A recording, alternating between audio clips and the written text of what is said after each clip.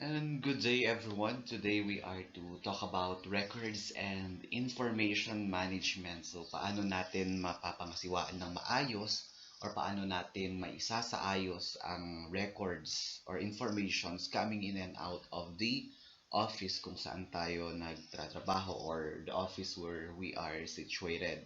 Fine. So ngayon pag-aaralan muna natin kung ano ba ang records, what are these, or how should we file these records and the like. So ano nga ba ang records? So what are these records? These are data or information stored on a medium and used as an extension of human memory or to support accountability. And these are created or received by an organization in the course of its activities such as like organizational records. And please take note of these terms: data and information created, stored as a medium and extension of human memory. Ibig sabihin nun, itong mga records na to, ito yung mga sinasabi nating katunayan or mga patunay na merong isang bagay na isinagawa, no? These are also instruments filed for public notice or recordation and a collection of related data elements treated as a unit, as well as an entry describing a work in a catalog. And these records are set down in writing or some other permanent form for later references, especially for official businesses. Ginagawa tong official references. Kaya naman napaka-importante kung paano natin i-handle ang mga records coming in and out of the office. Ngayong nalaman natin kung ano ang kahalagahan ng records or anong ibig sabihin ng records, syempre dapat meron tayong sistema kung paano natin isaayos ang mga records na ito.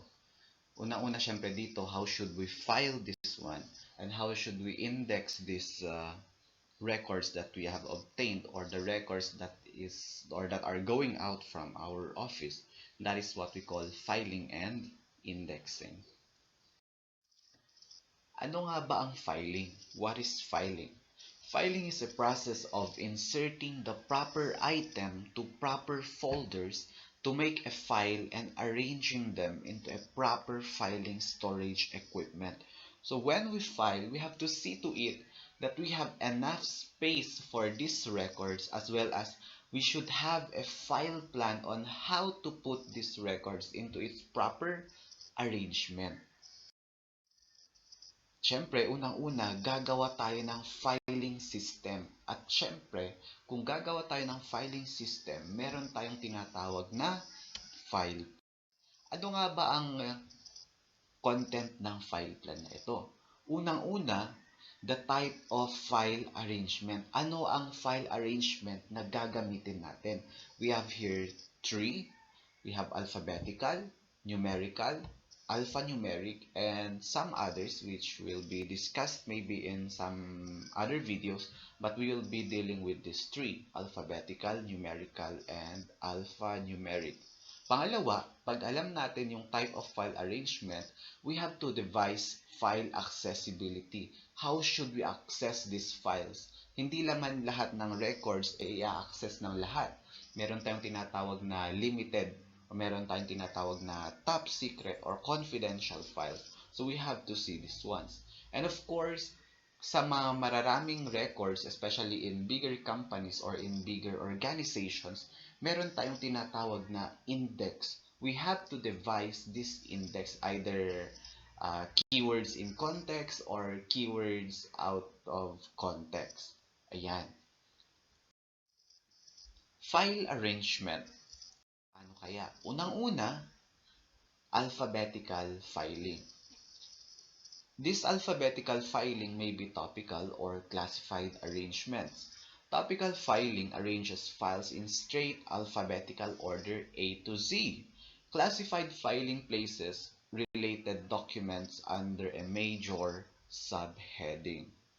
Pwedeng ginagawa ang classified filing if we are arranging records by geographical locations. So if we are to record files of the Ifugao province, then we have the 11 municipalities. We have to arrange these ones alphabetically, and under each uh,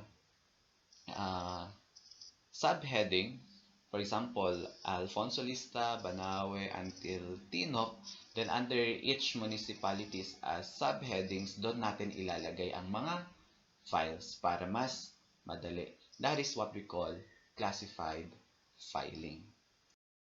What are the advantages of alphabetical filing? Unang-una, an index to records may not be needed. By the way, when we are talking about index, these are the key terms which could be used to find such. We will be discussing these ones later. Alphabetical filing can also be effective if everyone adheres to filing rules. And it permits browsing through the files. Kasi alam mo na you could just pick it A to Z or classify the filing. Ayan.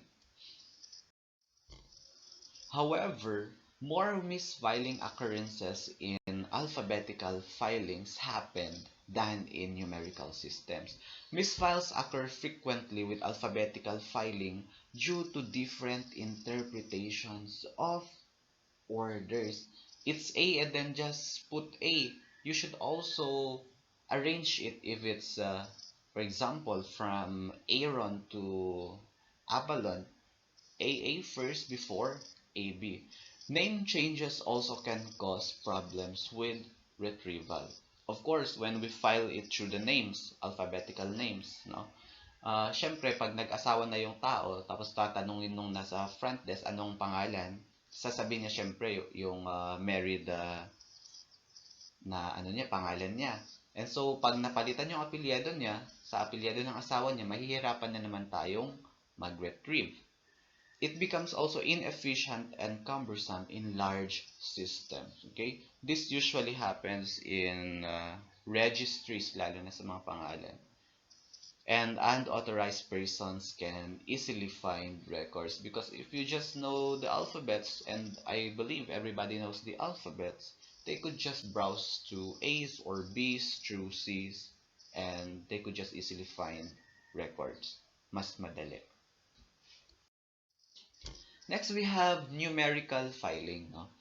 This places records in order from the lowest to the highest. So, mag-uumpisa tayo sa 1, 2, 3, pataas. And this recording method tells the searcher which files are the oldest and the newest.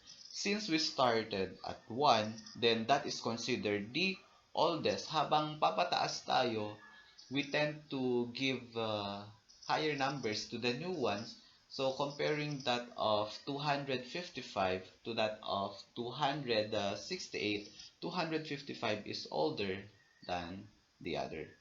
This method includes straight numeric, duplex numeric, decimal, and chronological filing systems. However, in some other resources, they say chronological filing is one of the filing system.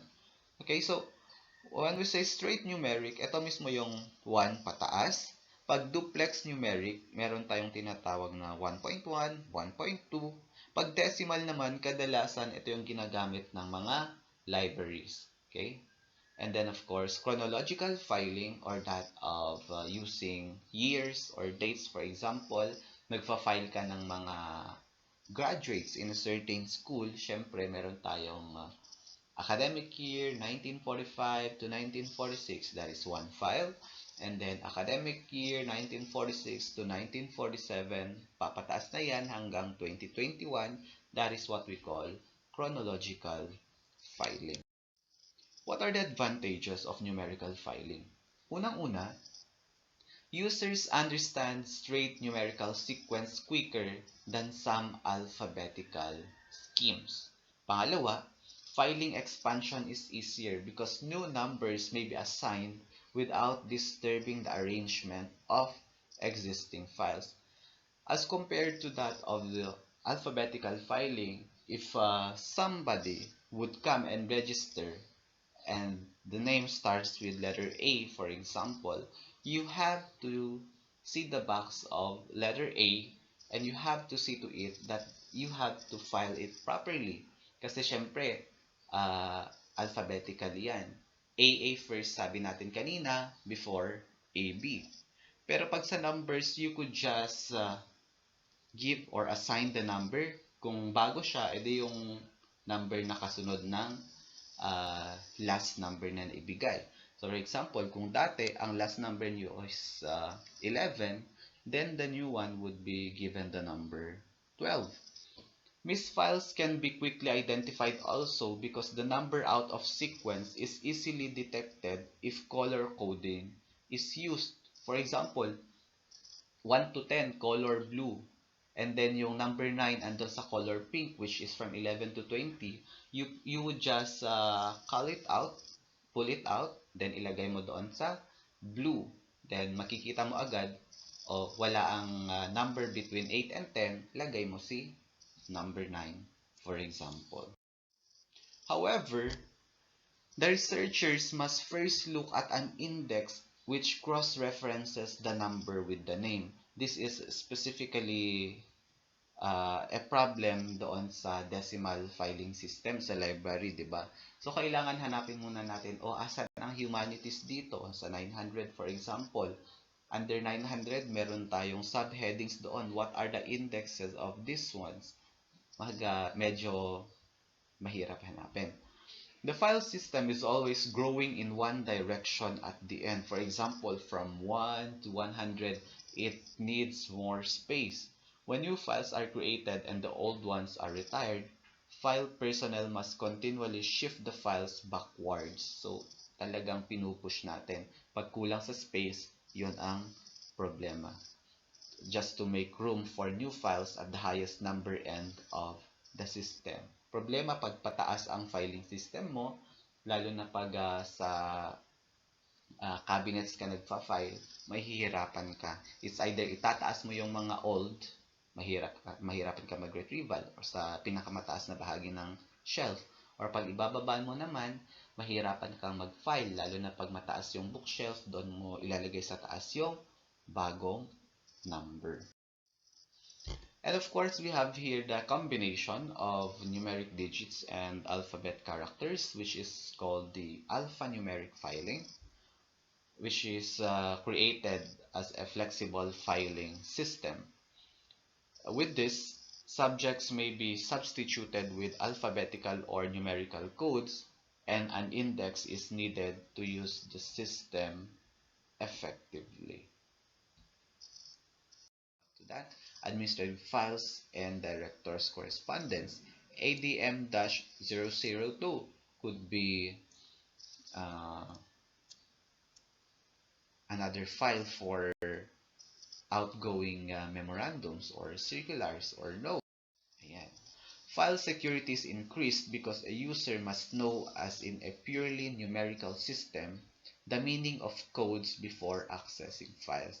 So, meron tayong file security, lalo na pag hindi taga doon mismo yung magbabrowse ng files. Siyempre, di niya alam kung saan niya titignan because meron nga tayong tinatawag na index. However, within the office itself, if the personnel does not memorize the index before accessing the files, mahihirapan talaga sila. So, kailangang mag-consult na naman sila doon mismo sa nag-file or the filing personnel. Users also must be trained, and even then, one user may interpret where to file a document differently than another, lalo na pagpapalit-palit or anybody can be the filing personnel, leading to confusion and a breakdown of the filing order. So there should be a definite filing system under alphanumeric filing system na gagamitin ng isang kumpanya. So that should be internally devised. That is why misfiles are common and are difficult to detect. Kasi some administrative files can be considered under another filing system. Kasi ADM-001 administrative files, for example, and ADM-002, for example, pwedeng mga outgoing communications. Pero yung may mga administrative files which are to be considered or which can be considered as well as outgoing communications. So, pwedeng yung iba na ilalagay doon sa ADM 002 and then the rest nandun sa ADM 001. So, nagkakaroon ng misfiling. Of course, when we file records, we should also devise how to access these records or these files. Meron tayong dalawang uri, direct access and indirect access. A direct access plan allows the user to access the file without first referring to an index. Direct access may be ideal for small offices that produce a low volume of records. This includes small organizations, perhaps. An example, if it is easier to find information by a person's name, the system would be alphabetical. One looks for the file directly by the name. Ito yung tinatawag nating direct access. Simple lang. Pag pangalan, pag number, hanapin mo lang yung number. Simple filing system ang gagamitin dito para sa direct access. The advantages, unang-una, it eliminates the need for an index. Kaysa naman magpapakahirap kang gumawa ng index, pag hindi kailangan, then there's no need, lalo na pag konti lang yung records nyo. And it allows users as well to browse through files. Sabi nga natin, pag 1 to 10 or 1 to 100, you can just see the numbers, or if it's A to Z, then you could just see the alphabet or the alphabetical filing system.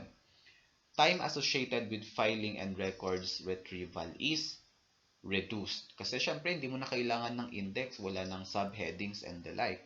And users require a little or no training to access the system because it's very basic, primary kumbaga.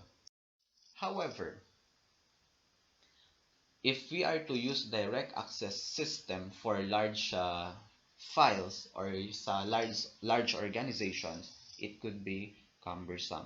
Selecting terminology names may be difficult with subject files, and file captions may be longer than codes. Therefore, filing is tedious. Nagpapakahirap pa tayo. Pangalawa, we have indirect access.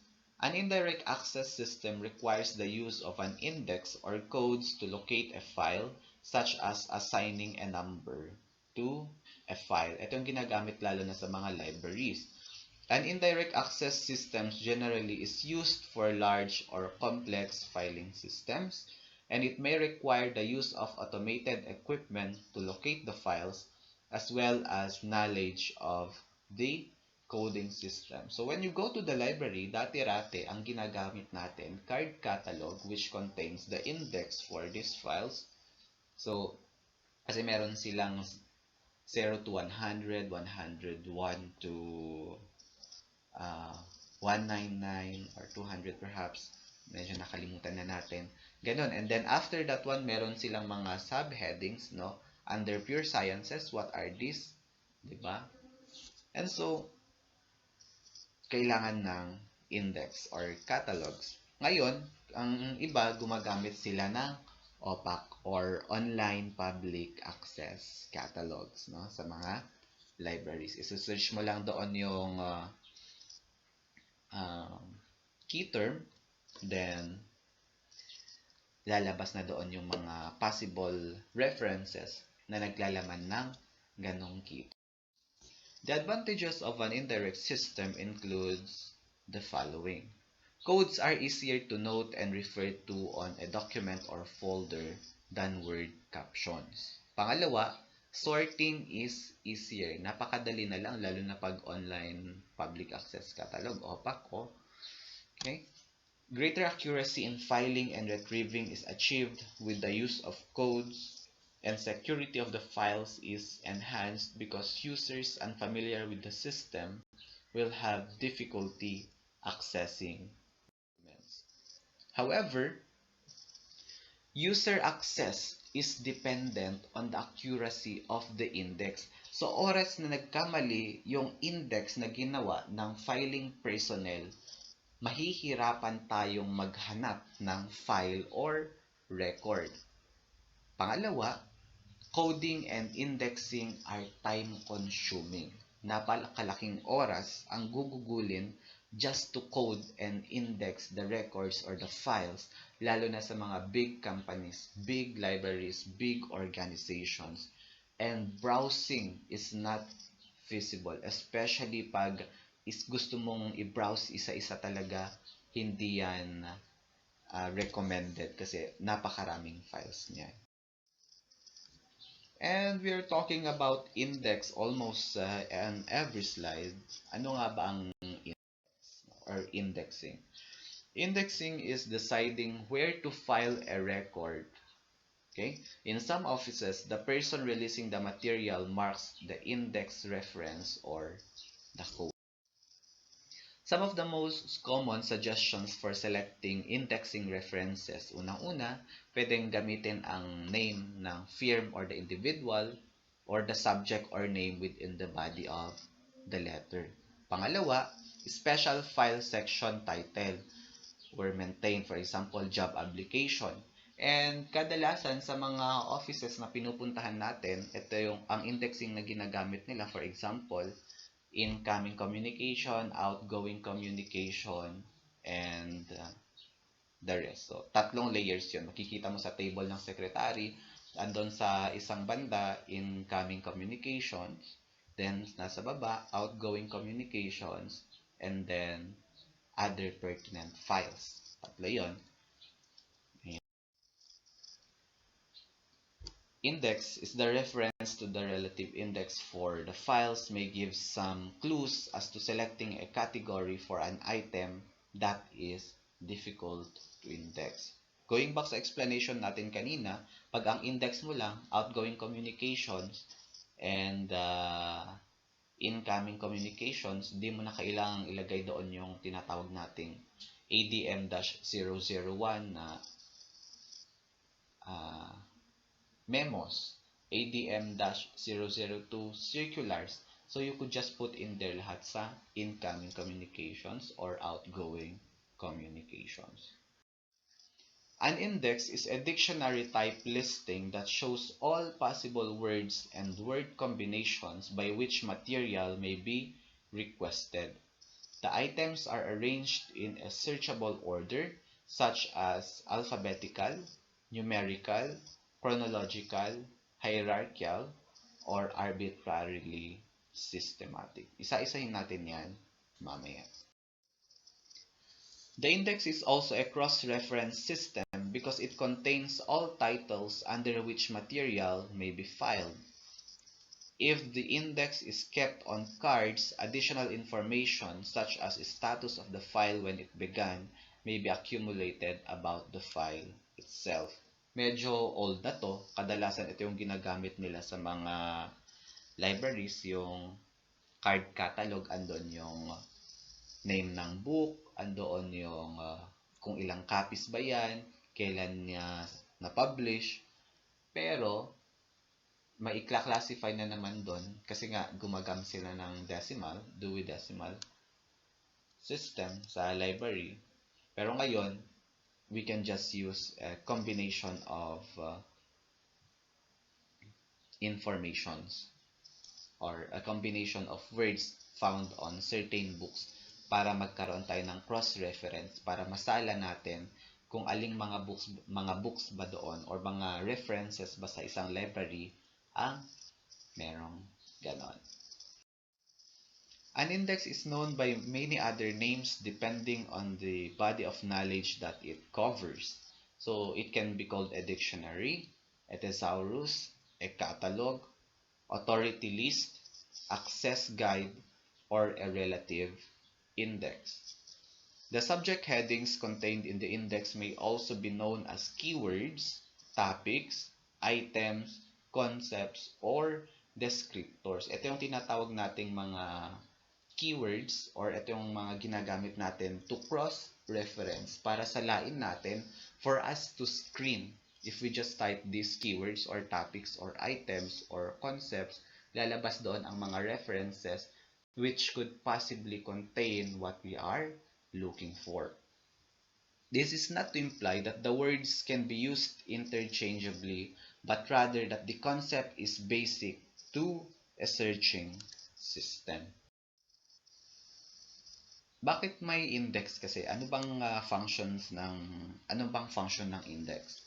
Indexes vary in organization, format, vocabulary, breadth of selection, and depth of analysis, depending on the type of the collection and the use of made of both the index and the collection. Therefore, the type of index used depends on the kind of material contained in the collection, the range of questions posed by the users, and the mechanical devices available to search the collection. Okay? Ito pa. Because the users and their needs are among the chief considerations in developing an index, the user's vocabulary should be considered in selecting headings for the index. For example, if it's an elementary library, you will not be using highfalutin words or deep words as index, no?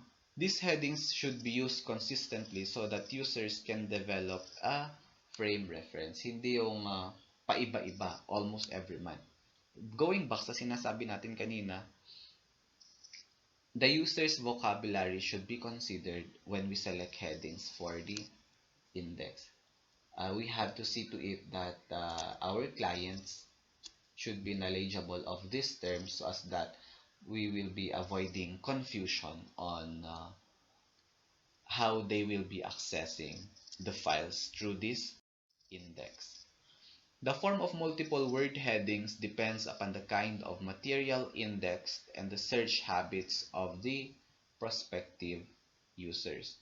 So sometimes, if these users are very much knowledgeable on what to search, then we can use multiple word headings. Then, if they type one word or 2 words or 3 words, then lalabas na doon. Typical factors to be considered are whether the full legal names of companies or organizations should be used. May karapatan ba tayong gamitin yon?